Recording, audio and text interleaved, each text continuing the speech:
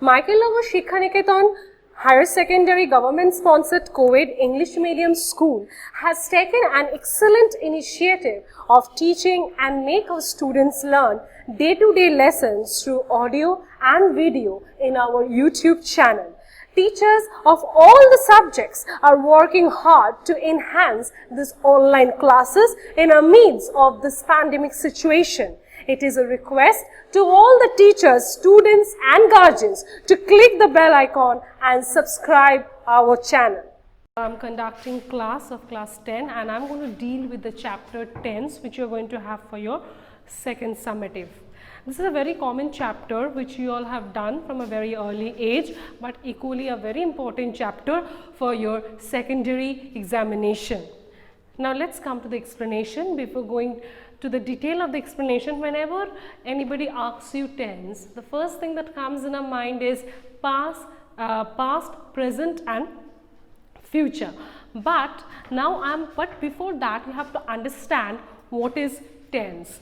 Tense is nothing but time. Past is our time, present is also a time, future is also a time. But how this time is different from the other, we are going to go to this detailed explanation later on. But before that, we have to understand tense is time. But the question remains, time of what? Right? So tense refers to the time of action conducted by noun. So I repeat, just see here, tense refers to the time of action. Now what is this action? What is action refers to? Action refers to the verb. So time of action conducted by noun. And what is noun? Name of any person, place, animal or thing. So the question which always being related to tense is when the action is happening. And who does the action? None other than the noun. And what is action? Verb. So the relation with tense is verb. So the relation that tense is having directly with verb and the correlation that a tense is having with the noun. Now we are going to move to the different types of tense. Okay, tense can be of three types, that is past, present and future. I hope you can understand the handwriting that I am giving to you. So that the three types of tense is past, present and future. Explanation. We have seen that there were three types of tenses which is not in the board. I repeat, just listen properly. It is past, present and future.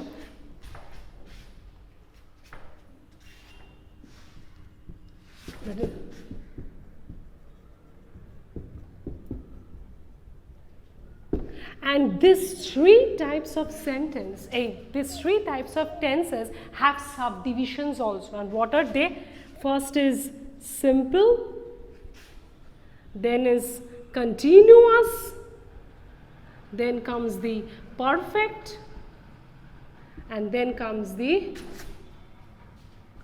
perfect continuous. So the three is past, the three division of tense is past, present, future, and the subdivisions which is similar or equal for these three kinds are simple, continuous, perfect and perfect continuous. Now first we are going to deal with simple present or present indefinite. Now what is simple present tense? Listen carefully. Simple present tense refers to an action that is happening or occurring now. So we can hear the word now.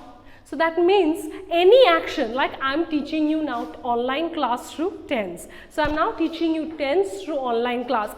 Like you are watching like my action is being done before, but the action which you are doing is you are watching the video now.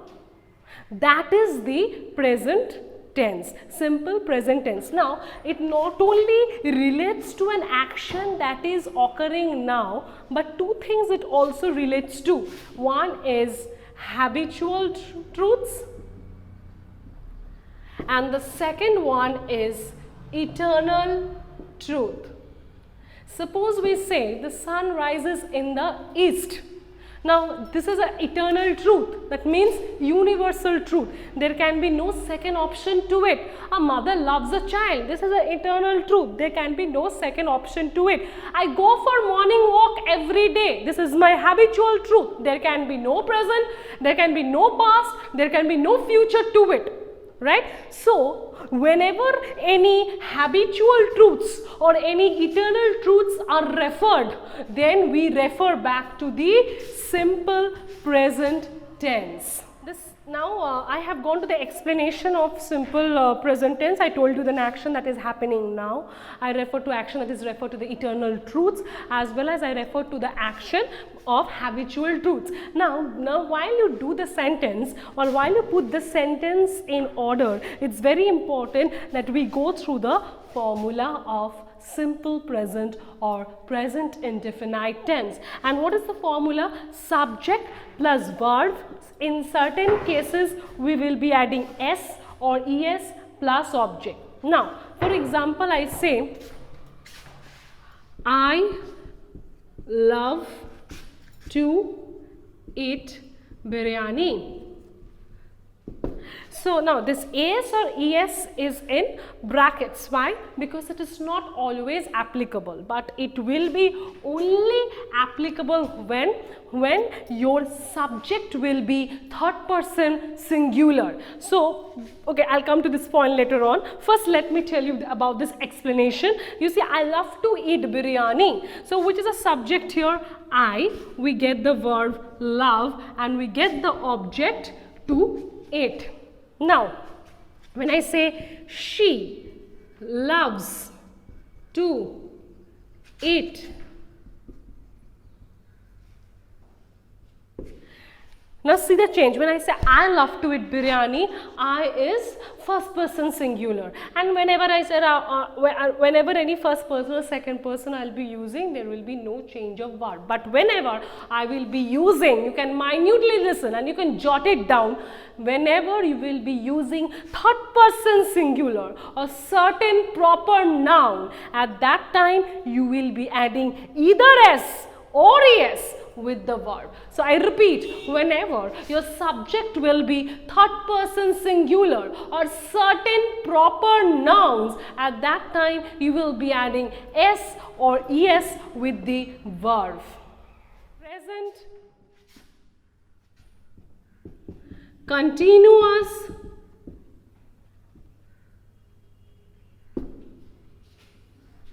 the second part is present continuous tense. Now, what is present continuous tense? Present continuous tense, listen very carefully class, present continuous tense refers to an action that is going to be continued in the near future. Like for example, I have, suppose maybe it's 8 o'clock in your watch, in your at your home, and you have started watching the video, and this video is maybe for 20 to 25 minutes, you just can check it down. So you have started watching the video at 8 o'clock and you are going to watch till 8:25 maybe. That is said to be the present continuous tense. So what did I mention? One very catchy word here, that is near future. Now what is the difference between near future and future? The time which is yet to come is future. The time which is yet to come is very closer, that is near future, and the time which is yet to come is at a very long space, that is future. Like for example, now is, suppose I say to be 3 o'clock, suppose I say to be, my 4 o'clock will be my near future, but 11 o'clock at my night will be my future. Suppose tomorrow is Tuesday or Wednesday, whichever day you are watching the video, just consider that the next day, very particular, that will be your near future. But Suppose a day after 1 week at a long gap will be your future tense. Clear? Okay, now present continuous tense refers to an action. Listen minutely, I am not writing this on the board because this is not your normal class. We get lots of time there. It is just your online class, so listen properly what I am saying. It refers to an action that is started now and will continue till the near future. And I told you what is this near future? The time that is yet to come is very near to you comparatively to the time which is at a very long space or a long day to come. For example, okay, first before going to the example, I would love to tell you the formula. Subject plus verb, you add an ing with it, plus, I'm sorry, it's just an apology, it's a mistake. Subject plus you have to use the be verbs am, is or are accordingly. If you use I, you will be using am. If you use a singular subject, it will be is. If you use any plural subject, it will be are. Plus verb, you add an ing with it, plus object. You know, this verb with an ing refers to the present participle. So just to make it a little more, you know, careful for you all, I just broke it and I said verb plus ing. Rather, I could have said directly, if you want to write, you can write it. You can write it here, present participle form, because any present participle form is any verb with an ing is the present participle form. So subject plus am is are, plus verb plus ing plus object. Suppose for example I say I am reading a book. Suppose, or I am reading a book, I have written here. Suppose, let me give you a very live example. Maybe your rooms are closed and you're just on your mobile and suddenly your mother enters and you say, your mother, I'm doing an online class. So when you say, I am doing an online class, that means what? Are you completed doing it? No. Are you only doing now? No. It means you're telling your mother through this line that I have started doing my online class and I will be continuing doing it till a particular time in the future.